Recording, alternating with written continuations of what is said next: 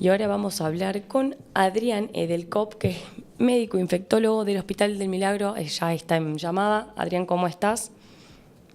¿Qué tal? Buenos días. ¿Cómo están ustedes? ¿Cómo estás? Soy Agustina Dupont, te hablo de Mesa Chica. Bueno, recién estábamos hablando con Laura, que es la jefa del programa del VIH y el ITS, y justamente se nos cortó la videollamada y veníamos hablando de todo esto del VIH, del SIDA, de que ayer fue el Día Mundial, ¿no es cierto?, de respuesta a esto, y queremos saber si están haciendo algo ustedes en el Hospital del Milagro, que creo que hoy van a hacer. Son las actividades extramuro asociadas con la Universidad de Salta. Se Sí. van a dictar charlas para la comunidad. Y localmente el día miércoles se iba también a desarrollar una actividad por parte de enfermería, salud mental, la psicóloga de nuestro servicio y también la gente de los bioquímicos. Iban a hacer también una actividad de promoción de salud. Bien, perfecto. Y hoy hay una jornada de capacitación, pero no hay, ¿verdad?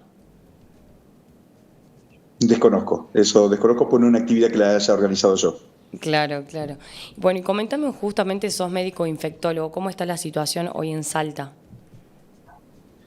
Bueno, como en gran parte del país, las ITS siguen, ha habido un aumento con respecto a las ITS, sobre todo sífilis y las infecciones que habitualmente son enfermedades que uno puede controlar, pero bueno, lamentablemente ha habido un aumento porque ha habido como una parte por parte de la población, como que ha disminuido un poco la atención con respecto a estas patologías, y obviamente que el VIH va de la mano junto con estas otras patologías porque facilitan la entrada del virus del VIH, tanto el herpes como la sífilis o la gonorrea.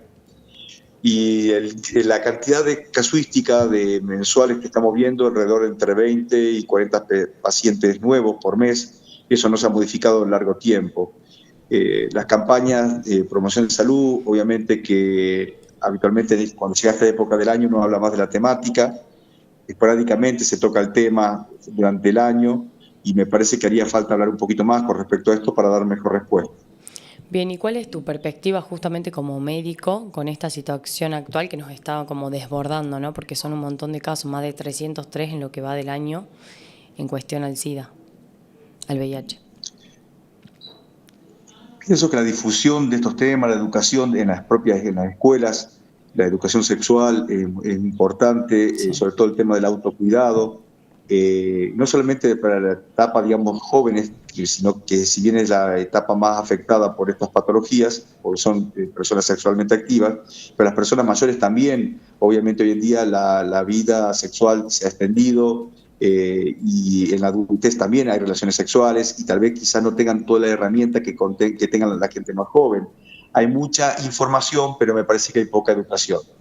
Tal cual, tal cual. Y eso viene desde casa y del colegio, como bien lo decías, de la educación sexual integral, ¿no?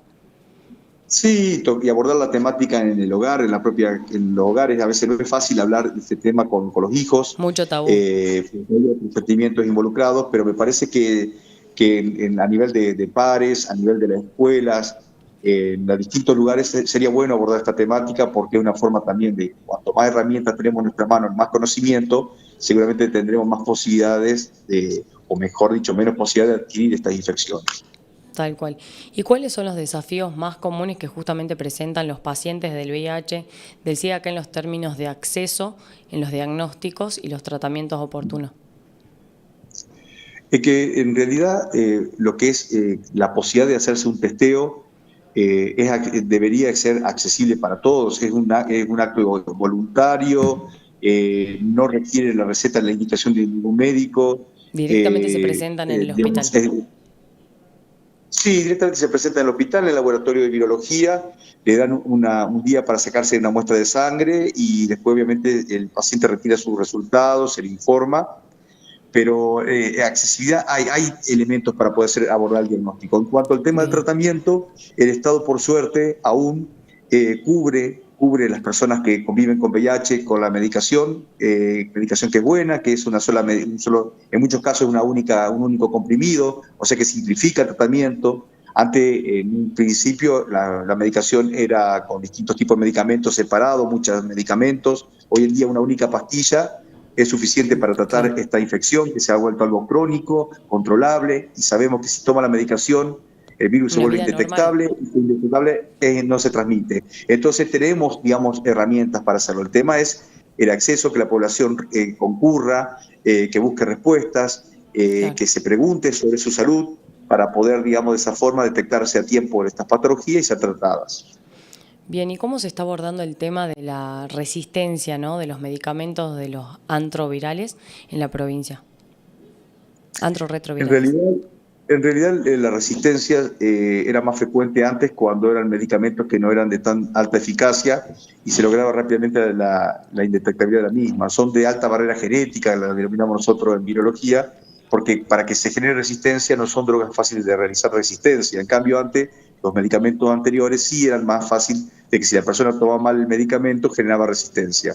Acá es fundamental la adherencia al tratamiento, que es la toma voluntaria de la medicación todos los días, en lo posible que no falte la medicación, y de esa forma vamos a evitar precisamente la resistencia. Ese no es el problema actual, sino el problema actual es la adherencia al tratamiento. Muchas personas lamentablemente son vulnerables, la adicción está muchas veces involucrado, y las personas que lamentablemente tienen problemas de adicción no toman la medicación precisamente por esta otra patología, y ahí es donde tenemos problemas. Claro, me imagino. Y después se está promoviendo justamente el acceso a la profilaxis precocis, creo que se pronuncia, para las personas que se encuentran en un alto riesgo de contraer el VIH. Sí, está la accesibilidad del PrEP, que se denomina PrEP preexposición. Obviamente que el PrEP siempre acompañado del preservativo. La idea es que la persona con el PrEP, además de la medicación diaria, utilice el preservativo, porque el PrEP solamente evita o previene, disminuye la posibilidad de adquirir el VIH, pero no las otras infecciones de transmisión sexual como sífilis, herpes, gonorrea, son un montón de ITS. Entonces siempre es acompañado, y eso también lo está suministrando actualmente el programa de VIH-Sida de la provincia. Pero bueno, hay otras formas más, digamos, importantes de prevención, que es la educación en primer lugar, y el uso del preservativo como método de barrera. El método de barrera es fundamental a la hora de prevenir. Lástima el tema de los costos actuales de los preservativos, no son baratos, y ya no disponemos como antes, que teníamos, digamos, para que la gente pudiera obtraer de la parte pública el preservativo, porque no estamos teniendo, la verdad. Entonces, el PrEP no es económico, no es barato, es una herramienta más con la que contamos, pero me parece que aquí el PrEP, si bien es importante, el preservativo también es fundamental a la hora no solamente de la planificación familiar, sino el de evitar distintas infecciones de transmisión sexual. Lo que no está viendo justamente preservativos, como bien mencionas, es por el recorte que hay desde Nación. Sí, han disminuido, digamos, obviamente la cuestión económica ha impactado en esto, o también sean cuestiones de política sanitaria. Eso habría que preguntarle a las autoridades de Nación con respecto a su visión en la prevención de estas infecciones. Pero sí, no tenemos el recurso que teníamos previamente, que era más accesible el preservativo. En distintos kits uno venía, digamos, de pequeñas cajitas, o se suministraba a la farmacia la cantidad que necesitaba la persona, y la verdad que es una estrategia importante a la hora de prevenir estas infecciones, porque el costo de los preservativos en la farmacia, uno va y compra, es caro. Los chicos no sé si tendrán acceso económico para poder acceder a ese monto. Igual yo siempre digo, no es caro, pero ¿qué es caro? ¿Y qué es más barato eso que una Bendy y que las enfermedades 100%? Por supuesto que eso resulta, obviamente, si uno calcula el costo. El tema es barato. poder contar con el dinero para poder comprar el preservativo. Sí, tal cual. Bueno, Adrián, y justamente para ir cerrando, como médico infectólogo, ¿qué consejo le das a la sociedad, a los chicos, a los adolescentes y también a los papás, ¿no?, para prevenir este tipo de enfermedades?